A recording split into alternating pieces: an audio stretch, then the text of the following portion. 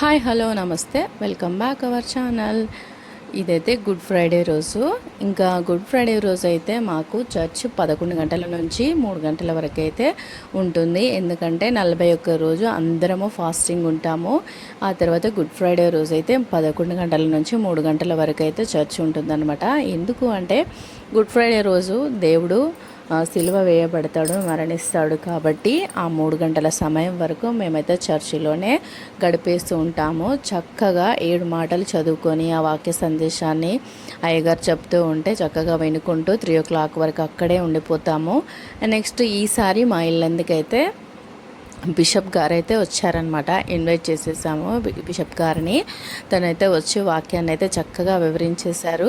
ఇంకా ఇందులో ఏంటి అంటే అనుకోకుండా నేను మా అక్క చక్కగా ఒకటే కలర్ శారీస్ అయితే కట్టుకున్నాము. చర్చ్ కంప్లీట్ అయిపోయిన తర్వాత అందరూ అడుగుతున్నారు, ఏంటి అక్క చెల్లెలు ఇద్దరు ఒకేలాంటి శారీస్ కట్టుకున్నారు, అనుకొని కట్టుకున్నారా ఏంటి అని అడుగుతున్నారు. మేమిద్దరం మాత్రము అనుకోకుండా కట్టేసుకున్నాము శారీస్. అందుకు మేము చాలా హ్యాపీ అంటే హ్యాపీ అనమాట. ఇంకా 7 మాటలు ఉంటాయన్నమాట. ఆ 7 మాటలలో 7వ మాట మా పిన్నికైతే ఇచ్చారు వాక్యాన్ని చదవమని. అందులో మా పిన్ని అయితే ఈ వాక్యాన్ని అయితే చదువుతుందనమాట.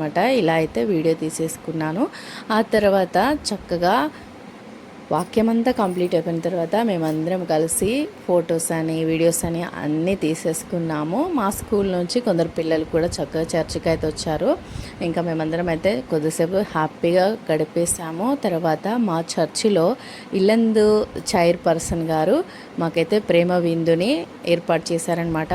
శుక్రవారం రోజు ప్రతి ఇయర్ అంటే ప్రతి సంవత్సరము ఎవరో ఒకరు భోజనాలు అయితే ఏర్పాటు చేస్తారు. ఈ సంవత్సరము కొత్తగా ఎలక్షన్లో ఎన్నికైన చైర్పర్సన్ గారు అయితే మాకు ప్రేమ విందునైతే ఏర్పాటు చేశారు, సహవాస భోజనాన్ని ఏర్పాటు చేశారు.